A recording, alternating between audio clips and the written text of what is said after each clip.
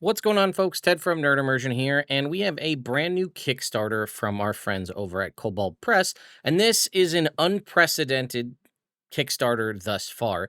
This is for their new Northlands adventure, which is a whole northern kind of tundra Viking themed campaign. But not only is it going to be released in Tales of the Valiant, which is Kobold Press's kind of 5e inspired system, which is different than 5th edition, but has, similarities enough that you can kind of correlate the two. But so much so that it's also going to be released for Dungeons and Dragons 2024. And what's even crazier than that is it will also be on D&D Beyond. So you can get it in Tales of the Valiant to play in Tales of the Valiant, or you can get the 2024 D&D version, and you have the opportunity to get that on D&D Beyond. Now, the Kickstarter is live. It's already been funded, so still 30 days left to go. There is a preview that we'll go over here in a little bit, which is just like an 18-page PDF. And more importantly, I have an exclusive preview that you cannot see anywhere else of a new species that'll be contained in that book. So let's go ahead and dive in. Here is the Kickstarter. As you can see, it's already blown past its goal of $50,000. For the first 48 hours, backers will get a free World Tree patch. Again, it is kind of very Nordic Viking themed, right? As you can see here. It says the Northlands are a place of midnight sun, ferocious giants, and strong warriors. Is a place of trollkin, bearfolk, tricksters like Loki, and again, Norse and Nordic heroes. All right, so you'll be able to get this for D&D 2024 and on D&D Beyond, as mentioned, and the Northland Saga's Adventure Path will also be available on D&D Beyond, and then again, you can also get it in Tales of the Valiant, so your choice. Here is the free preview PDF. I have it already open, but if you wanted to get it, you can just click right there to check it out. It's available, as we said, both the world book, so all of the character options, as well as sagas, which is the adventure path for it in D&D Beyond, which is, again, a first-time thing. We also are going to be able to get it in Foundry, Roll20, and Shard, so take your virtual tabletop of choice. Again, you can also get it in a physical printed book or available in PDF. There's also a Northlands whole world book, as you can see here. That's kind of, again, that's going to give you the lore as well as the kind of character options. So the world book's going to include 50 monsters, 8 new subclasses, 5 new species, 78 new spells just for starters, and then downtime activities, drop-in realms like the Kingdom of the Giants, epic rituals, and more. And then the saga is 11 tightly linked adventures that take your heroes from small time to the halls of Asgard in powerful action-packed installments. So I've been thinking about what my next campaign is going to be after my Phandelver and Below campaign wraps. Could be Northlands, depending on the timing. All right, so here are the add-ons. So you can see you can obviously get, Sirenscape modules here as well. Looks like some runes here, a rune deck, and then obviously those patches. Stretch goals, a Northlands specific character sheet that's already been unlocked, a poster map for all print backers at 100K, the Raven's Call updated adventure for all backers at $29 and up. 150K open call for a Northlands PDF adventure. 2 winners will be contracted and commissioned to help write for that. And then a 175K expanded in-play rating system. I'm very curious to see what that'll be like as well. Again, it's a stretch goal, so maybe we'll get to see it, hopefully. Okay. And so on. We got a list of whole other people involved. Let's talk pricing. $29 gets you the PDF in either 5e, I think. Well, it says $29 gets the world book. It looks like it says D&D Northlands. All right, $39 is both the world book and the adventure book. $39 is also the, interesting, that just the D&D 5e version is $29 for the world book. $39 for both. $39 for the PDFs for TOV. $59 will get you the hardcover Northlands and the PDF for D&D, same for TOV. $69 will get you access to it in D&D Beyond, and you'll get a retail discount. This is also a first, that you can back it on D&D Beyond in a Kickstarter. This is wholly new territory here. For $99, you can get the complete Northlands digital copy, so PDFs as well as access to it on D&D Beyond. $99 can get you the limited edition for 5e, both the physical print as well as the PDF. And then $99, same thing for TOV. There's the TOV Northlands Complete Bundle for $129. Both books, both PDFs, the rune deck, as well as the runes themselves. Similarly, okay, this is probably going to be the level I'm going to back at $199. Absolutely everything except the rune sword. You get D&D 2024 World Book and Saga's Adventure Path, the rune cards, the Sunstone rune tiles, and the D&D Beyond license. So that gets you the physical and D&D Beyond, or maybe even the $239 is going to get you limited edition World Book, physical books for both, PDFs for both, the rune deck, the runes, and D&D Beyond. That's pretty nuts. And then there's the rune sword here, which is actually going to get you a sword. That's ridiculous. Narbrander, the Sword of the Grave, is a hand-forged Viking Type C sword replica, which has game stats in the World Book. This reward level also includes all other items. Yeah, you are getting a sword. I don't know if you can see it. It is a sword. That's ridiculous. And then there's other ones. Ulfbert hand-forged rune sword. A different sword here. So 2 different swords. It looks like oh man, they were already pledged. So you can't even get access to those. Those are already gone. But you get a sword out of it, which is pretty badass. All right. So let's go ahead and take a look. Here is the preview itself. Kind of get you an idea of the artwork that we're looking at here.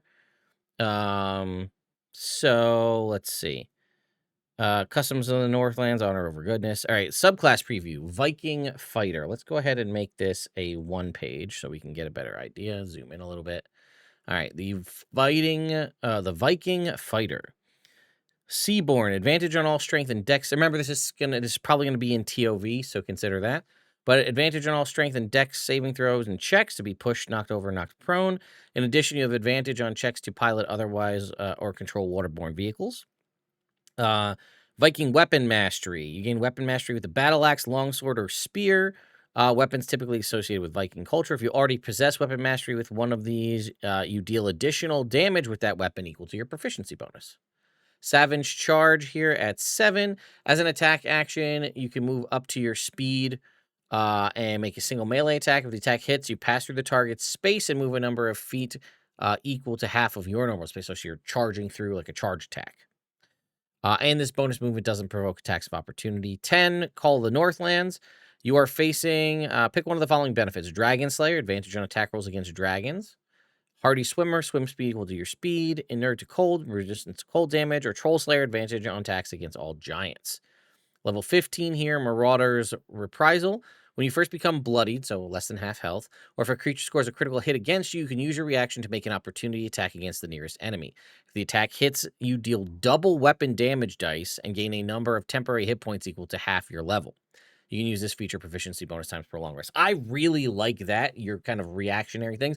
You also can crit, and it says you deal double weapon dice damage, so you could crit and potentially double that crit. And then Unstoppable Assault at 18. You can attack a number of times equal to half your proficiency bonus. You can attack a number of times equal to half your proficiency bonus in addition to your normal attacks. This is a fighter, by the way. So this is already 3. And then at level 18, your proficiency bonus is a 6. So you can attack a number of times equal to half your proficiency bonus. So at this point, you're doing 6 attacks. Is that right? If any of these attacks hits, they inflict double weapon damage dice, and any creature struck by the attack must succeed on a strength saving throw or be shoved 10 feet away. That's a once per long rest. So once you can basically juice up to deal a number of attacks equal to, you can attack a number of times equal to half your proficiency bonus in addition to your normal attacks. So 3 for normal, 3 for Unstoppable Assault. Now, here's the thing. Oh, it's as an action. My mistake. So consider that. You're not taking the attack action. You're doing this specific thing. I was trying to see, could we action surge somehow and maybe do it again because it's the same turn? It looks like this is a replacement, but you're getting a big swing, right? 6 hits potentially on a turn, which is pretty wild. Maybe 7 if you're level 20. I like it. I actually really like it a lot. It's very simplistic, but it's elegant in its simplicity. I like it. Now we have Giantkin. Interesting to see how these differ. We got some pretty awesome artwork here. How do these differ from, say, like a Goliath, right? So we have all of the different giant types here. They're all going to give different effects, right? Immunity to extreme cold, extreme heat. advantage on saving throws against stunned, advantage on saving throws against poison, disease, and stun condition, against prone and petrifying, against lightning damage, and then immunity to high altitude, and then they all have subsequent features, right? Cloud, air step. Is this a heritage or is this is a species? Okay, so this is probably for 5e. All right, under the effects of the Featherfall spell, you can cause the air within 30 feet of you to move in a direction, basically like a little gust spell. You can push somebody up to 5 feet away or move an object. Okay. Burning blood is a reaction when you are dealt piercing or slashing damage. Select a creature within 5 feet to make a dex save or take fire damage. You can use this benefit proficiency bonus times for long rest. The damage increases at cantrip scaling levels. Frost Shaper here, or Frost the Ice Shaper as an action. Choose an area of ice, snow, or water. You can basically freeze it or unfreeze it, and then Snow Sight, you can see through areas obscured by snowfall, sleet, and other things, and are immune to snow blindness. Hill Giant, creatures have disadvantage to grapple you. If a creature fails such an attempt, you can push it up to 15 feet away. And Iron Stomach, you can ingest nearly any organic matter, treating 2 pounds of matter as a day's worth of rations. Stone, you have advantage on initiative rolls if you're touching solid ground, and dark vision within 60 feet. And Storm, while in the open sky, you can cast Levitate with a movement speed equal to half your movement speed. And Storm Sight, you're immune to any kind of areas blocked by clouds or fog, and you're immune to snow blindness as well. And then it has a little bit of the different options here. And then we have additional traits here for the Giantkin. Catch and throw. If you're struck by a ranged weapon, you can use your reaction to add 3 to your AC. If the attack misses, you can catch the missile. Provided it's a projectile, you can throw it back at the attacker, almost giving you inborn monk abilities there. And then again, the ancestry stuff we kind of already talked about. Okay. A powerful build as well. Advantage on saving throws against the grappled condition, and 1 size larger for carrying capacity. We have a handful of different magic item previews as well here, including a variety of different honey potions, as well as this Kempdomir axe, which is a +1 axe with 5 charges. When you hit, you can expend a charge to do 3d8 force damage and push the target back from you. And then Giant's Boon, which I really like. While you're attuned to this weapon and wearing either a Belt of Giant Strength or Gauntlets of Ogre Power, it regains all charges daily at dawn, as opposed to a D4 +1 charges daily at dawn. All right, we have, again, an Iced Steel weapon. This is a common weapon. You can choose to deal cold damage instead of a normal weapon damage type. That's really just nice little quality of life there. And then this rune necklace here. You can take a magic action to learn and influence the future of one individual that you are familiar with. For the remainder of that day, that individual is in any type of that situation kind of that you work out with a GM. As a reaction, you can add or subtract a D10 from a die roll the character makes during said event once until the next dawn. Then we have a couple of different spell previews here. And then we're going to get into monsters, which I'm going to kind of skip over because it's, just new giant types. But let's look at Valhalla's Cohort, a Bard Cleric Paladin spell. You conjure spirits from Valhalla, the Hall of the Undead. The spirits appear as huge cohort of spectral and tangible warriors. The spirits brandish spears, axes, and blades. The cohort lasts for the duration. You could choose the spirit's appearance. When you cast a spell and as a bonus action on later turns, you can move the cohort up to 30 feet. Did we get what the cohort, does it have a stat block? Okay. Cast a spell, and as a bonus action on later turns, you can move it up to 30 feet. If it ends a feat within 5 feet of a creature, or if a creature moves within 5 feet of the cohort, you can make a melee spell attack against the creature. Oh, on a hit, the target takes 2d10 plus your spellcasting ability modifier and force damage, and they can only be attacked in this way once per turn. So it is kind of almost like a weird Spirit Guardians mixed with a spiritual weapon. Let's get an arcane spell here. How about Giant's Teeth? 2 half circles of enormous teeth erupt from the ground and slam together to crush a creature of your choice within 90 feet. If the target is medium or larger, it is grappled. The escape DC is equal to your spell save DC at the beginning of each of its turn. If it's grappled, the creature takes 3d10 bludgeoning damage. If the target escapes, the spell ends. Creatures that are smaller must instead succeed on a dex saving throw or be swallowed into a harmless demiplane. The creatures remain there for the duration or until they escape. A creature in the demiplane can take the study action to try to escape. They must make a DC 15 investigation check. If they do, they succeed. and higher levels, you can increase the damage by a d10. All right, we have, the Thruggelmir giant here.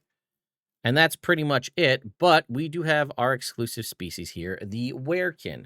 Descendants of shape changers that assume the forms of both animals and humanoids. A Werekin might have a bloodline blessing of an animal lord, or maybe some sort of remnant of lycanthropy. Let's see what their traits are. Dark vision, out to 60 feet. They're a medium humanoid. Speed of 30. Claws, while your shift aspect is active, see below. Once on each of your turns before the transformation ends, you can deal extra damage to one target when you deal damage to it with a melee weapon attack. The extra damage equals your proficiency bonus, and the extra damage type is the same as the weapon. Okay? Predatory prowess, proficiency in athletics, intimidation, perception, or survival. Advantage on wisdom perception checks relating to odor sense tracking for your scent ability, and then shift aspect. You can transform as a bonus action, giving the savage power of your lycanthropic forebears. It lasts for a minute. Once you transform, you can't do so again until you finish a long rest. When you shift, choose one of the following options. Bestial strength. You gain temporary hit points equal to 2 times your proficiency bonus. Have advantage on strength checks, as well as any ability check to grapple or end the grapple condition. Primal Savagery. You can channel the raw savagery of your bestial side. When you use this option as a bonus action on each of your turns, you can roar. When you do so, creatures other than your allies within 10 feet must make a charisma saving throw or be frightened until the end of your next turn. Or Swift Hunter. Until the transformation ends, your movement speed is increased by 10 feet, and you have advantage on athletics and survival checks. And again, if you have that shift going on, you can deal extra damage equal to your proficiency bonus with a weapon. So instead of giving you actual physical claws, they just increase the damage of your weapon, which again, probably is better overall because you still want to fight with your weapon. So you just get some extra damage there. So yeah, pretty cool kind of shifter style new option here in the Werekin. Gotta say, a lot of cool stuff coming out of it. The fact that the Kickstarter lets you get a sword, unfortunately, those options are no longer available to us. I will have tracking links down in the video description. So if you would like to go ahead and back that, go ahead and click my link. That way, Kobold Press knows that you came from Nerd Immersion, and that can help us work together more in the future. I know I'm going to be picking this up. Very excited to see the changes by this being available on D&D Beyond, as well as available in physical and Tales of the Valiant. A lot of cool stuff happening. So anyway, let me know your thoughts and opinions in the comments down below. I'll see you all next time.